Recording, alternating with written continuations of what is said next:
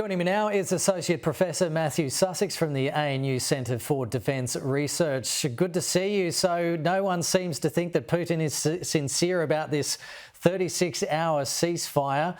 What's your thoughts on why Putin is calling for this?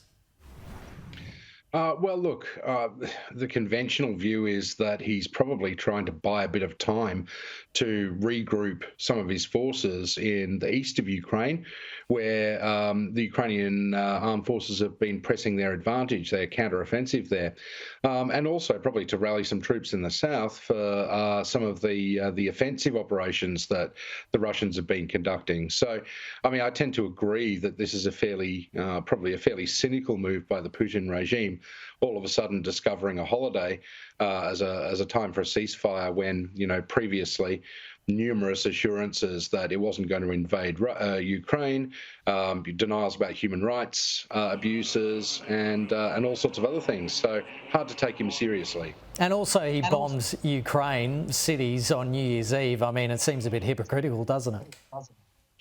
Yeah, I mean, from the perspective of the government in Kiev, it's really difficult to trust Vladimir Putin or anything that comes out of Moscow, because often what it says is completely reversed by what it does.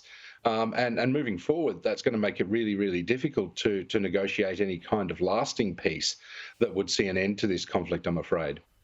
French President Emmanuel Macron is sending light tanks into Ukraine. It's the first Western country to deliver tanks. How significant is this, do you think?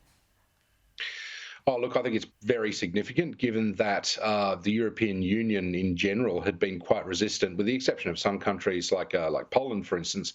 But certainly Western European countries were pretty resistant about giving offensive weapons like tanks to the Ukrainians. And I think this move by the French is an overdue one, but also very sensible, and it will put some pressure on other governments, like Berlin, for instance, which has been quite resolute in its refusal to provide tanks to Ukraine, so that it can press its counteroffensive and push the Russians back.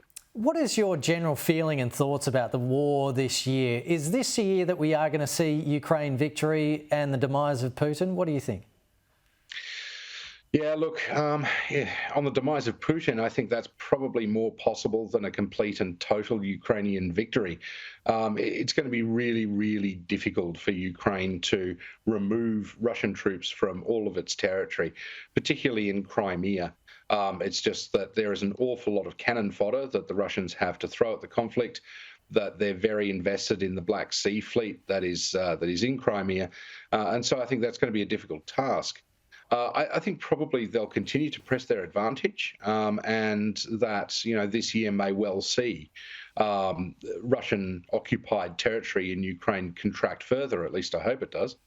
And as for Vladimir Putin, well, there are some cracks starting to appear in what used to be a pretty impenetrable armor. There's dissent within the defense forces, dissent between the security agencies. The recent strike by the Ukrainians on mobilized troops has started a pretty big discussion on Russian social media about some of the failures of this war.